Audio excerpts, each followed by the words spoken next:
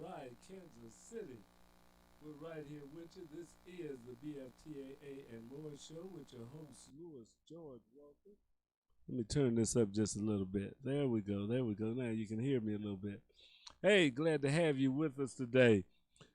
Starting off another great week, and we're glad to talk about some of the things that we have coming up. We've got some good information for you. The BFTAA and More Show is brought to you as part of the Black Family Technology Awareness Association and the W.E.B. Du Bois Learning Center that partnered together to give you KUAW, Knowledge, Understanding, and Wisdom Radio. We broadcast here 7 days a week. We do live shows. We do pre-recorded shows. We're growing and getting better every day. So we're glad that you're here and glad that you're checking us out on KUAW. Tell your friends. They can pick us up on Facebook, on YouTube, on Twitter, and on Periscope. We're on all of those platforms, and we're even looking to get on more. So we hope that you would tell your friends, pick us up here. If they don't have Facebook, tell them they can get us on YouTube. Just tell them to go to KUAW Radio. And on Twitter, go to KUAW_radio. So you can pick us up on those. And then if you don't pick up the live video broadcast, or audio only, we're on the TuneIn app. So if you have the TuneIn app, you can go to the TuneIn app, search KUAW, and we'll pop up. We also have our own web pages at kuaw.org. You can go there and pick up the broadcast audio, and we're looking at trying to put the video over there too. So pretty soon we're going to have our video live on our web page as we're doing on Facebook right now. So you just keep watching us, keep listening, keep telling your friends about what's going on with KUAW, Kansas City's global community radio station. Yes, and one of the things that we do regularly here is we have a little bit of information about what's going on with the National Aeronautics and Space Administration. And the reason we do that is that our goal as the Black Family Technology Awareness Association is to get more of our young people involved in STEM-related activities. And that means through all of the access that they can get from schools, from out-of-school education, any way that we can get them some information on how they can do better, how they can get involved in the things that are going on with space, with science, technology, engineering, and mathematics. We want to do that. So I'm going to hook up our thing that's going on with the National Aeronautics and Space Administration, which is NASA, and we'll see about giving you a broadcast. I'll set this up. Oops, wait a minute. That's the wrong week. This week, we'll be bringing you a new broadcast, so we'll set this up right now so that you can listen to it, check out what we're doing with NASA and some of the other things that we're going to be bringing to you very, very soon. I'm going to add me a file here so that we can coordinate our audio with our video and give you the same thing on both of them. So we will go right now and we'll move to what's happening this week at NASA.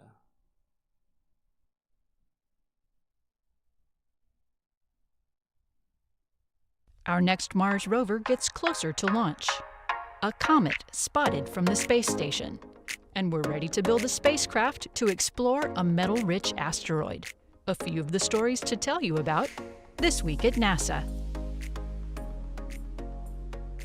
On Tuesday, July 7th, our Mars 2020 Perseverance rover was lifted onto the top of the Atlas V rocket that will send it towards the Red Planet this summer. Engineers have made physical and electrical connections between the booster and the spacecraft and are conducting the final tests before launch. Perseverance's mission: search for signs of ancient microbial life, study the planet's climate and geology, and collect samples for possible return to Earth. This mission will help pave the way for human exploration of Mars. Meanwhile, on the Martian surface, our Curiosity rover began a summer road trip of roughly a mile of steep terrain to ascend Mount Sharp. Curiosity will look for sulfates that usually form around water as it evaporates. They are a clue to how the climate and prospects for life changed nearly 3 billion years ago. Our moon exploration technologies are getting a boost from additional investments for small businesses. We've picked 4 American companies to develop technologies ranging from communications to improved driving on the lunar surface to use of lunar resources. These investments are part of our Artemis program, which aims to land the first woman and the next man on the moon in 2024.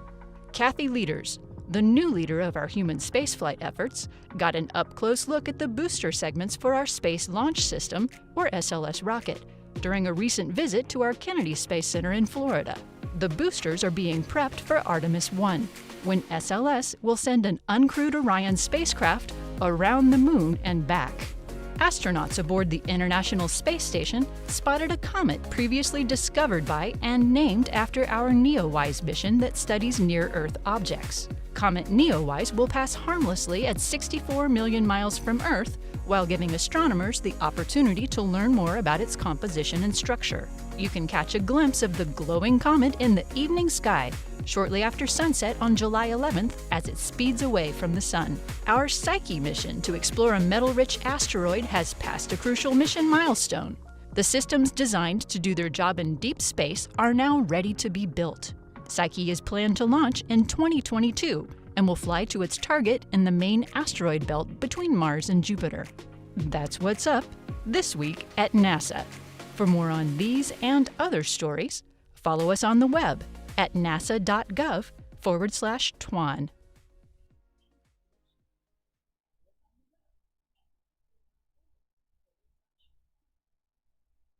All right, all right. Yeah, that's what's going on at NASA this week. So there's a lot of things going on. We're looking at going into space, and we're looking at doing a lot of things commercially in space. So that's the thing that we want to talk about and we want to know about, because this is where it's going to be some jobs, not just that for the astronauts and the people going into space, but for the all the land forces that it takes to make this possible. So for every time they send up 4 or 5 astronauts, there's thousands of people on Earth that are working. There's contractors, there's subcontractors, there's engineers, there's all kind of people involved, and we need to be involved in that. As you talk about equity, as you talk about having better lifestyles, we've got to be involved into these new, and they're not really new, but into this advanced technology. And we don't all have to be rocket scientists, although we do need some. But we want to be able to work on some of these new and exciting things that are coming on. And if you have that inclination, if you like doing that type of work, then it would be a good thing to get into. So we try to expose children to it so that they can decide for themselves from a point of knowledge of if they like engineering, if they like science, if they like electronics, if they like mechanical things. That's what we have to expose our children to. So at the Black Family Technology Awareness Association, what we're about is getting kids involved in technology. We have a robotics program where the kids learn to do coding, to program their robot. They learn mechanical engineering by actually building the robot. They learn how to do design work. They learn about electronics and electricity. So all of those are different fields, and everybody may not be involved or like any one of them, but there may be one that you do like. You may like the whole thing. But as we get kids involved in that, it can open their minds to see what opportunities are there in front of them. So what seems like toys and playing and just fun has a real educational approach. So what we try to do is let them learn through playing, learn through gaming, learn through competing with robots. We've got a new robotics program that we're starting this year called Spiro, where they'll actually be able to do some programming of these robotic balls, and there's competitions for those, or we'll have in-house competitions on the programming of the Spiro balls, and kids will compete and learn. But by competing against each other, they'll actually have to learn how to code. They'll have to learn how to create codes that will let them do the things that are the challenges that they have to go through. And all of that will be teaching them about different mechanics, about different parts of coding, about working with computers and the like. So that is what we try to do, what we like to involve our young people in as we work with these things that we're doing in STEM. And there's other STEM organizations in the city and STEM programs in the African American community and in the community as a whole that you can get young kids involved in. You don't have to bring them to the WEB, the Boys Learning Center, but it'd be good to take them somewhere. There's a We Code KC that they meet out on 51st, 52nd, and 50th and Prospect in the Blue Hills Community Center out there. They're doing a good thing with coding. There's a STEAM Village that's down on Paseo, 16th and Paseo. They're working with young people, and they're doing some great things with coding, with programming, with job shadowing, with partnerships with universities. So there's a lot of organizations around this city and right here in our community that are doing great things to help and doing some virtual work. We're going to actually do some virtual roboting. We've got a virtual program, and we're going to let the kids start programming some robots and working with them without coming and getting together so that they can keep their skills up. So that is the thing. Like, a lot of the adults are working from home now, where we're going to have them learning coding from home. And we'd like for you to get your young person involved. So if you want to contact the Black Family Technology Awareness Association, send us an email, bftaa@sbcglobal.net, or you can email us right here at the radio station, KUAW985@gmail.com. Send us that information. You can give us a call, 816-599-6893.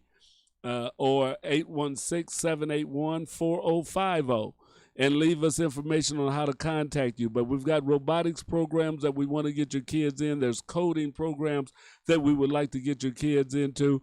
And we'd like to work with the parents and with adults as they learn a little more about computers in order to help their young people. So we want the whole family to get involved in these programs. And that'd be a good thing, because I tell you can have a lot of fun out there with your kids with robots and playing with this technology, race cars, different type of robotics. What do they call it? The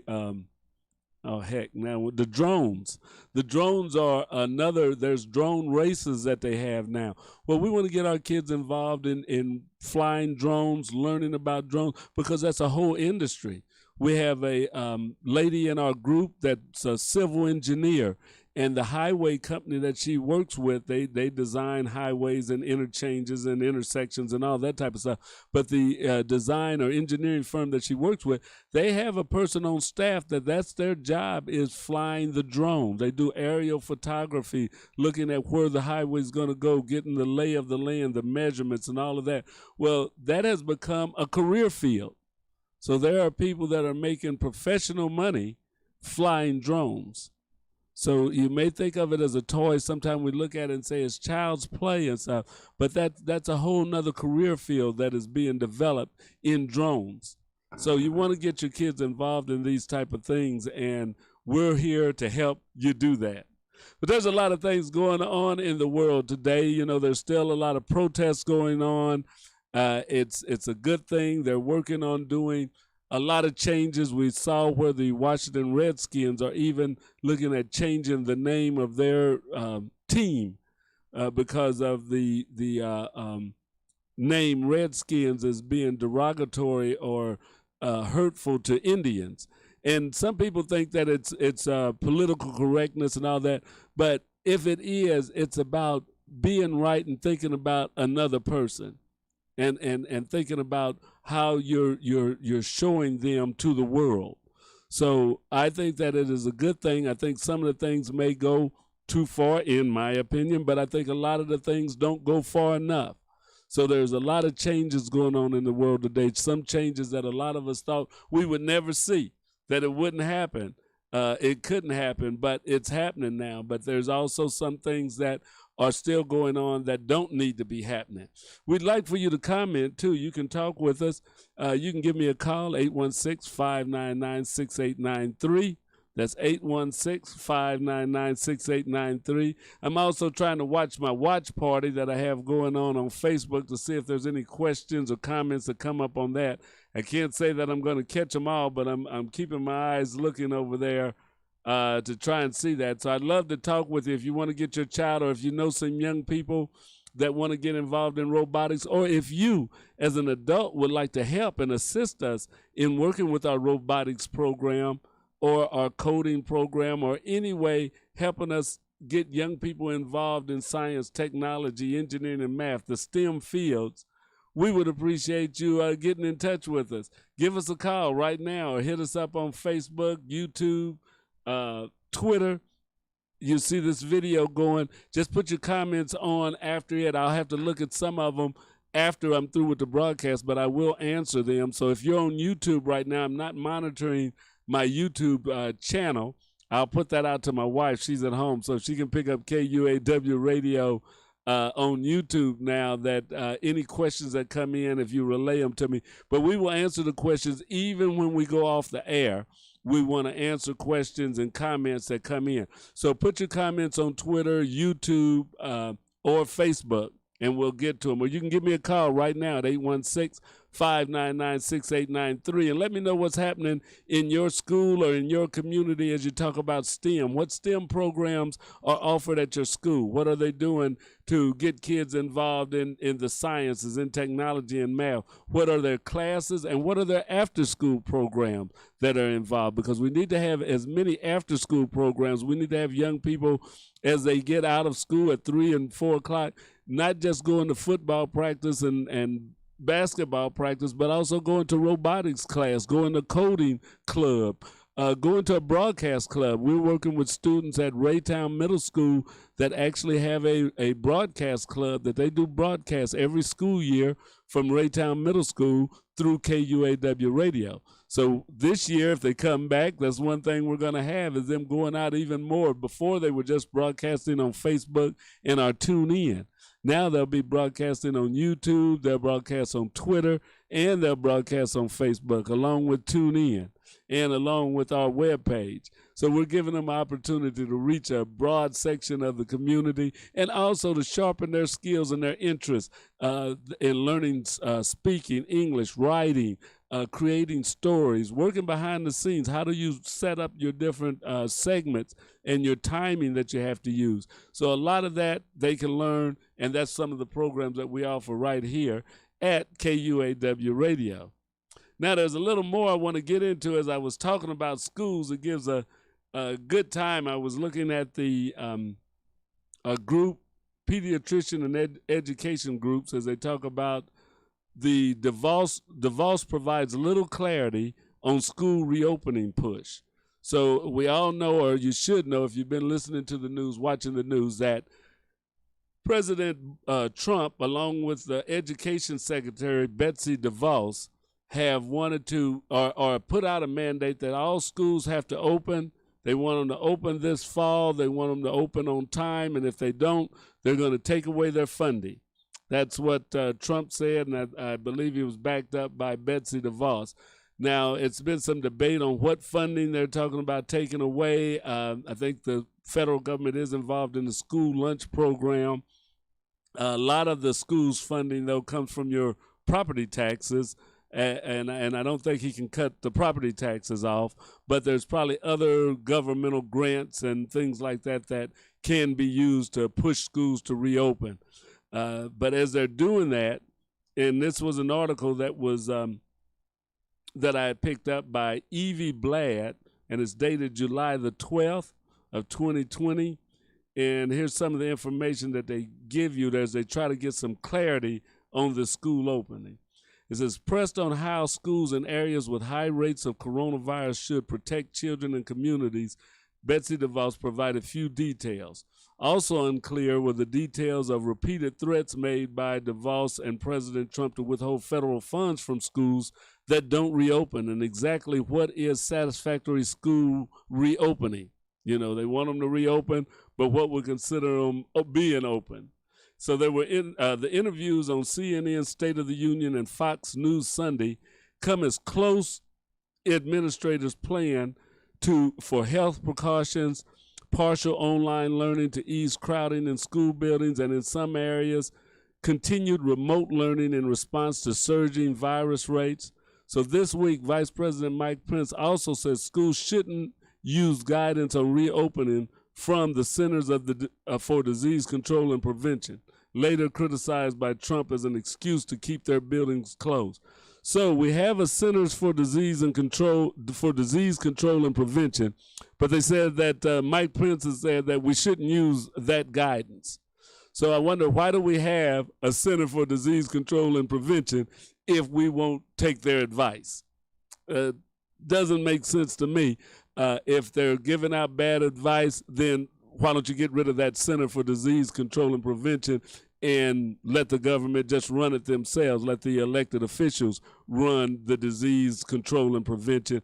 Or do we trust the people that we have been entrusted with, or that we have entrusted in the past, with giving us the best information that we have to protect the citizens of the country? That's something that's on there. Now, here's DeVos on CDC recommendations. So should schools follow those recommendations, which call for limiting riders on school buses, wearing masks, and spacing desks 6 feet apart?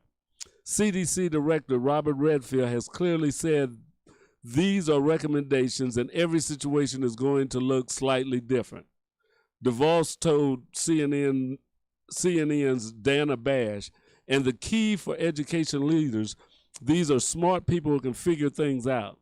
They can figure out what is going to be right for their specific situation, because every school building is different and every school population is different. The guidance includes a caution that implementation should be guided by what is feasible, practical, acceptable, and tailored to the needs of each community.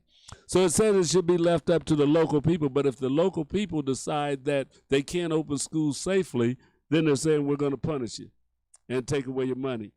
So we want to leave the school opening up to you, but we're going to tell you that you got to open them up, even if you don't feel it's right, because we're going to punish you if you don't do it the way we say.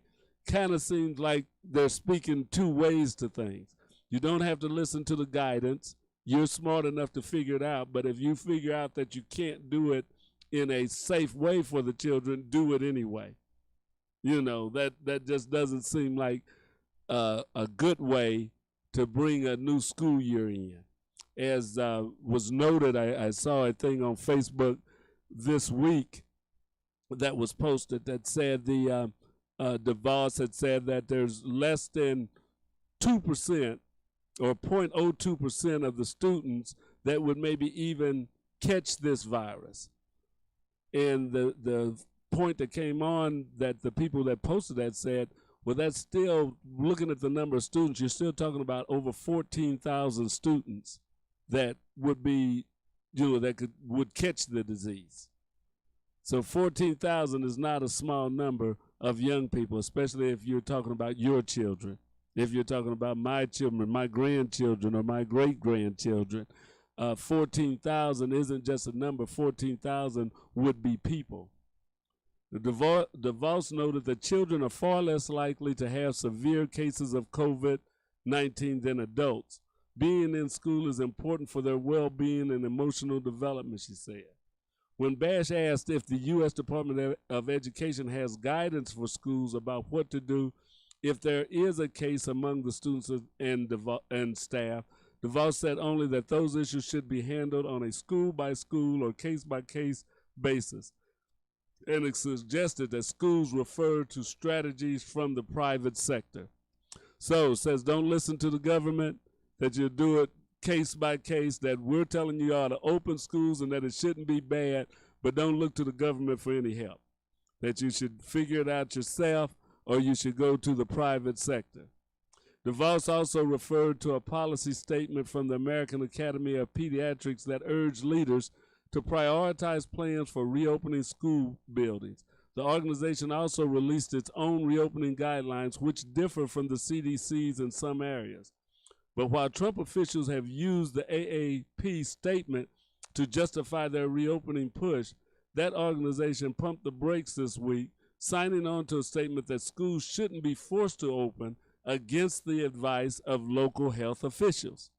So we've got a lot of things going on here, and with the threats of funding cuts, but if the local officials say, it's not going to be safe, if the local school board feels that it's not going to be safe, then you're going to get punished for feeling that it's not going to be safe. Pressed by Fox's Chris Wallace on why the administration would threaten school funding during the pandemic, DeVos reiterated previous statements that seemed to allude to a push for a private school choice option. American investment is a promise to students and their families, DeVos said. If schools aren't going to reopen and fulfill that promise, they shouldn't get the funds. Then give it to the families to decide to go to a school that is going to meet that promise.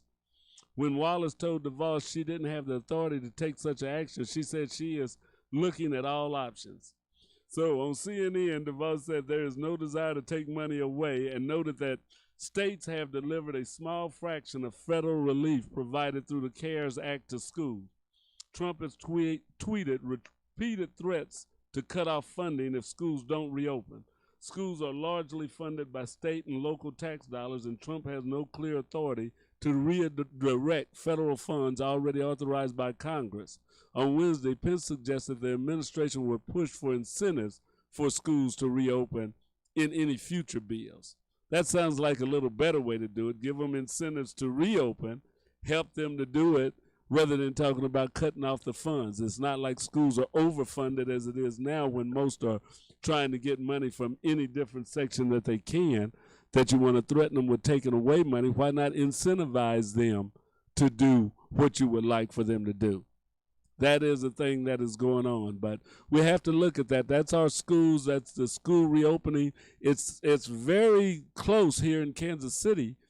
Schools open in August, or scheduled to open in August, and we're in July, so we're talking about maybe a month, less than a month that schools are supposed to be open. Somebody let me know. I can't pull it up right now, but I think the Kansas City School District is supposed to be opening up in the coming month, first or second week of August. So let me know if you know that. I'm on the Facebook watch party, so if you post on that, I'll be able to see it. But let me know about that. But that's something that we really should be concerned of, is school starting and school starting safely.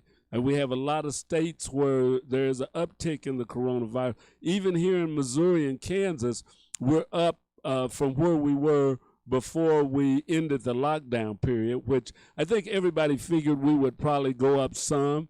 The state of Missouri is still testing below the point that the government or the World Health Organization said, below that 10%. Kansas was just over the 10%.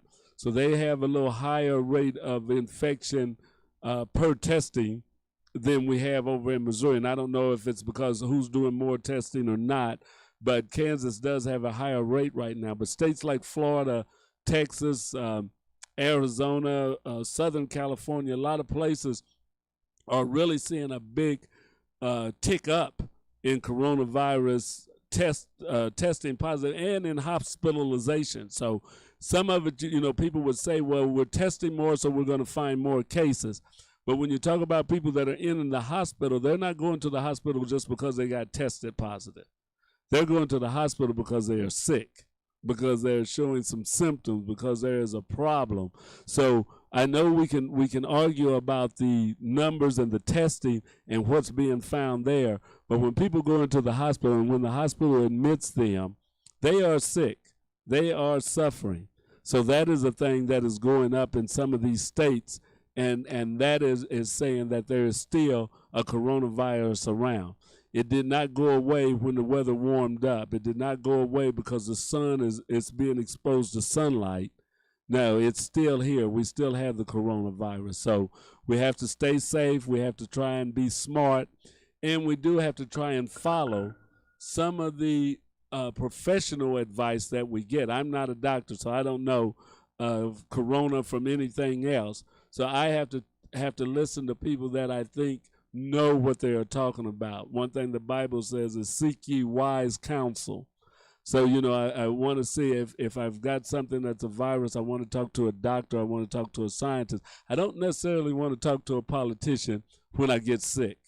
They do what they do in governing and making laws and stuff. But when I get sick, I want to talk to a doctor. I want to hear from the scientists. I want to hear from people that study these type of things and not people that just go by their gut. Now, you may say I'm wrong with that, but that's the way I feel about it. And that's, my point on that. Now, we also want to talk a little bit about what's going on financially. In the African American community, there's been a big push on the Buy Black, about the empowerment from buying, supporting the businesses in our community. They talk about Black Wall Street stuff. And a couple of years ago, in 2017, there was a book that was put out, and it was The History of the Black Dollar. And I've got some of that up here on Facebook or on YouTube. And I want to play a little bit of this. Angel Rich has a piece on YouTube, and you can pull it up. It's called The History of the Black Dollar. So let's check that out.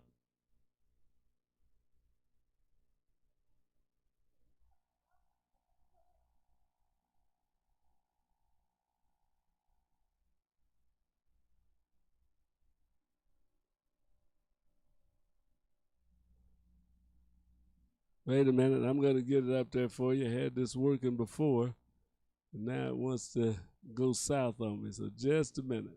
We'll get right back with you on this.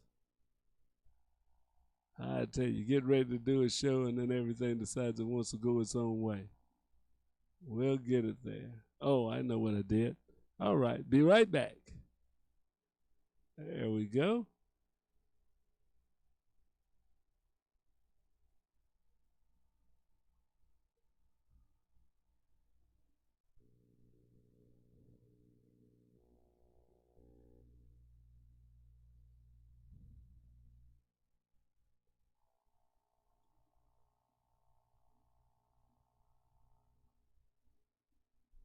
Just amazed and astounded at her energy. And when I say that she puts the H in hustle, I mean with a capital H. She recently completed a new book that I was happy to actually write the foreword for. And that book is called History of the Black Dollar. So with that, welcome Miss Angel Rich.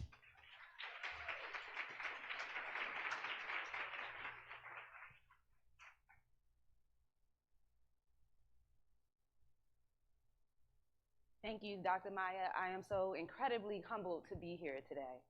I have to quickly tell you all about Dr. Maya. When I asked her to write the foreword for my book, I had been actually hesitant for weeks. I kept restarting the email, and I was like, man, I really would like her to write this foreword. And I asked her to write it, and do you all know she sent it back in 2 hours? As if she had been thinking about it her whole life. And it was so good, I almost was like, can I even publish this book? Like, oh my gosh, I don't know if I can live up to the foreword. And so, for real, I really paused for a moment. And so, just thank you so much. I really appreciate it. So today, I'm going to take you on an expedited journey through the history of the Black Dollar. Essentially, I wanted to write this book because of a lot of the questions that the gentleman raised earlier. How do we bring together the baby boomer generation and the millennial generation? I felt as though that the older generation didn't quite understand the newer generation, and the newer generation seemed to not have a clue about our actual history. I guess I don't need a double mic. About our actual history. And so the way I was able to comprise the book, it takes you from slavery all the way till 2017, and explains the economic history of Black America. In between each chapter, we focus on a civil rights leader or women's right leader of some kind, and then we also have some type of rising Black tech entrepreneur, as well as Aaron Horn McKinney alluded to earlier. So, there is no mystery that the slave trade was an economic institution. Starting in 1619, slavery served as the nucleus for racial and economic injustice. By the mere nature of slavery, Blacks were prevented from earning wages, and whites were able to capitalize off of this. A lot of the main staples included tobacco, hemp, cotton, all types of things that we were forced to do, wheat. But by 1850, cotton was king. Slaves usually only received about 1 or 2 pieces of clothing each year. I'm reminded of Booker T. Washington in Up From Slavery when he talked about having to put on the burlap sack, and his brother would even wear it for him first because it would itch him so bad and he would have pains all over his body from having to wear this burlap sack. They were usually also just fed grits. If you received a piece of meat with that grits, you were living life, okay? Harriet Tubman once got in trouble for stealing a sugar cube off of her master's table, and she was caught before she was able to actually put that sugar cube in her mouth, and she was punished for that. But what people don't know is that the power of the black dollar actually started in 1621, a few years just after slavery. A group of Virginian blacks were able to earn enough money. Some slaves actually got paid by their masters. Not much money, but you know, $1 here and there, that type of thing. And so they would save this money, and this group of blacks in 1621 was able to purchase some land, and they started selling their own tobacco and rice. Then by 1700, blacks actually started partnering with Native Americans and learning their language. Now, everybody say they got a little bit of Indian in them. Guess what? We really do. We really do. And so with the Lewis and Clark expedition, people don't know that William Clark's slave actually led the Lewis and Clark expedition. And that's another reason with Sacagawea that we have her intertwined in our history. So there's a very deep history with Native Americans and blacks.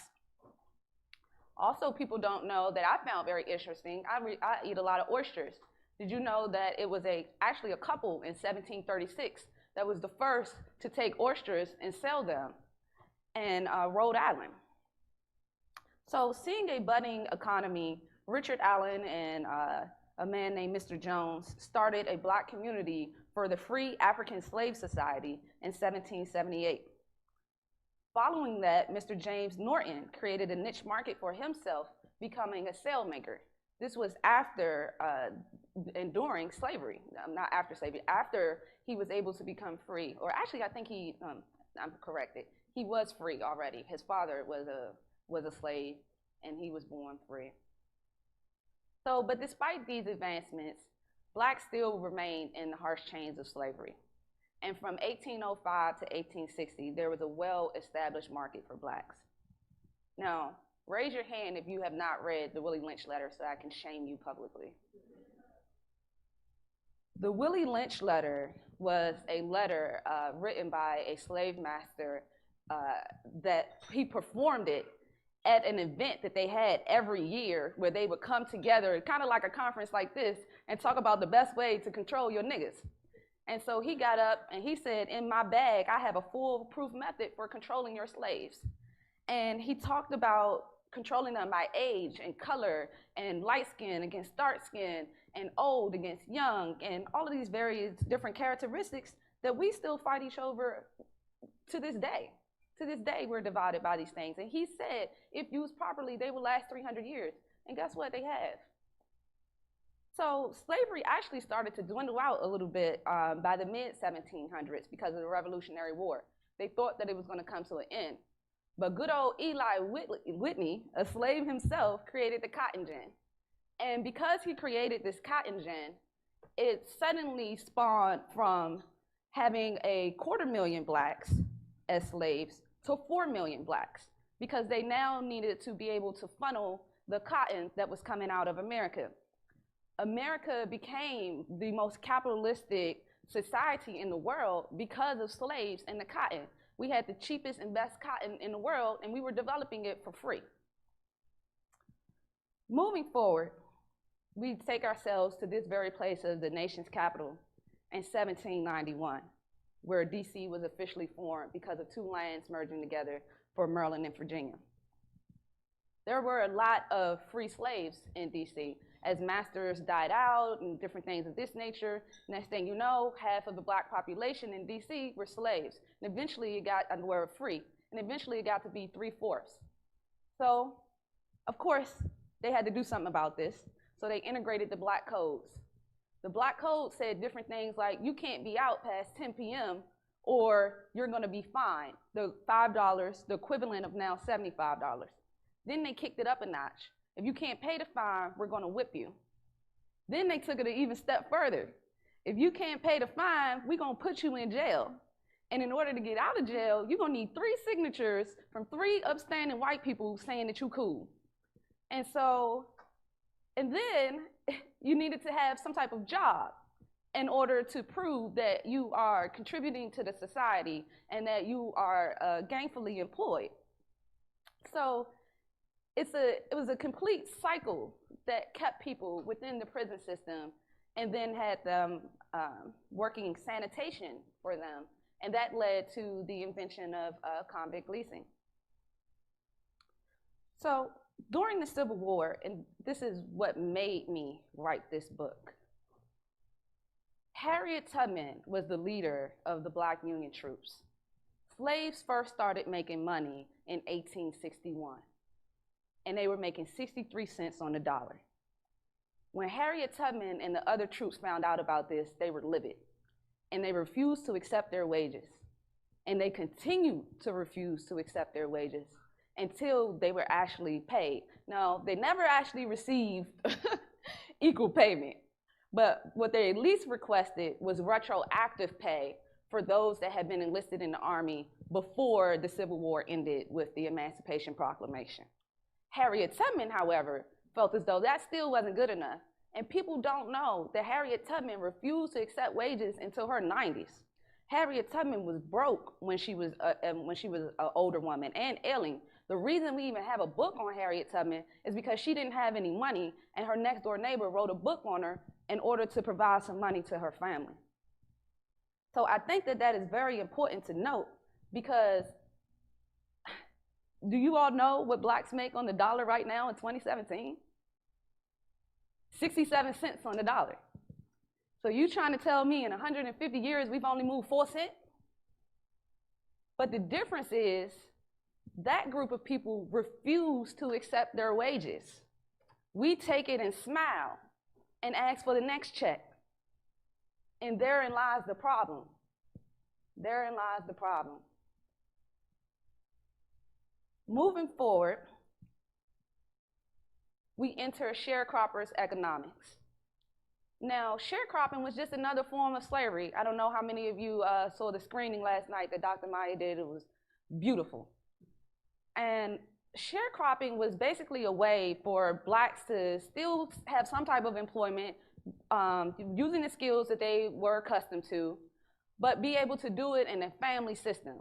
So the whites were actually comfortable with this because they felt as though they had created some type of incentivized scheme for people to work in groups. So they liked the fact that people were still grouped up together and they could kind of control them in that masses. At the same time, while blacks had more autonomy, at the end of the day, they still kind of wasn't making any money because they would have to work off of credit. They would get charged exorbitant fees for this credit. They would take their crops whenever they wanted to and use them however they wanted to. And if they did not yield the crops that they were supposed to, they would actually be fined and have to pay the master or whoever they were working with for that. So as blacks started to make money through sharecropping, they found it important to create.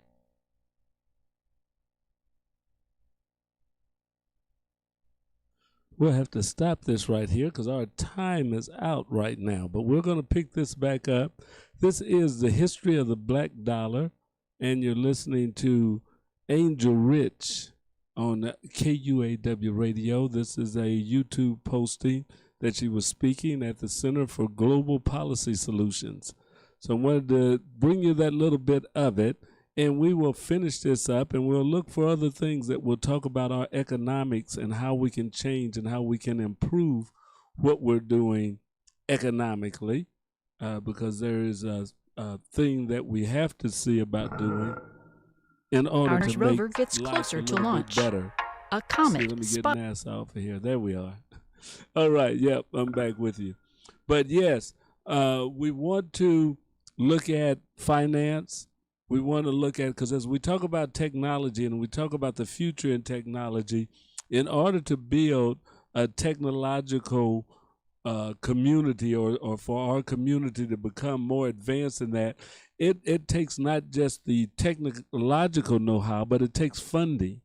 If you look at a lot of the startups, and there's a lot of studies, and we'll have some video on that to tell you about, but these technological startups, different companies like Facebook, like companies that you know now every day but were unheard of a few years ago, they got funding from investors. And the investors lent them money because they're going to make money off of it. But it's a strange thing that a lot of African-American companies, a lot of African-American inventors and stuff don't have access to the same funding, don't get the funding in the same amounts. A lot of women, a lot of other minorities don't get that same funding. So we have to be able to fund some of the things we want to do. If one thing you heard in there is that there was a group of people recently freed or still in slavery that took their earnings, bought some land, and started growing their own crops so that they could sell them, so that they could make their own money. That's entrepreneurship. That is taking and working with what you've got. James Allen and them, I don't know if it was the same James Allen. I want to find her book and check it out, but that maybe I believe he started the African Methodist Church in America. Could be if it's the same James Allen, but I'll look at that. But they were industrious, and even though they were getting the short end of the stick, they saw a way that they could make their lives better. That's something we have to look at. As she say, sometimes we're taking those low wages and still accepting them. You know, we may make less than others doing the same job. As you get into different levels of management and things, you may not be making the same money as they. That's why they didn't want you to talk about paychecks, because you didn't know that you weren't making the same as the other guy that's doing the same work that you're doing. So that's a thing that we have to look at. So we're going to get into that. Our time is gone for today, but we will get into it. We're going to start talking a little bit about the economics in the African-American community, along with our bits on technology, the STEM programs, and all of that. So thank you for joining. This is George Walker. I went over by a few minutes. I'm sorry about that, but I'm going to get out of your way right now, and you can listen to the rest of the programming that's coming on KUAW Radio. Want to tell you that we've got a new show that's going to be starting up real soon here. Jamal Banks is bringing his talk show, his talk entertainment show, to KUAW Radio. We're hoping to start that this weekend, the Jamal Banks Show. And we'll be airing it right here on KUAW Radio on Friday and Sunday, Friday afternoon and Sunday afternoon. Be sure and tune in for the Jamal Banks. We'll give you more times and stuff, or he'll tell you about the times he's going to be coming on. We'll try and get him on for an interview before we bring him on here also. But we're always looking for more content, more interesting, community-minded things in the radio world. So the Jamal Banks Show will be coming to KUAW Radio real soon. All right, thanks for listening. Appreciate your comments. Be sure and leave a comment on Facebook, YouTube, or Twitter, and we will look at them and we will be answering you back. So thank you for listening. This is the BFTA AM Moore Show. Your host, Louis George Walker. And this is KUAW, Knowledge, Understanding, and Wisdom Radio, Kansas City's global community radio station. We're signing off for now. See you next week.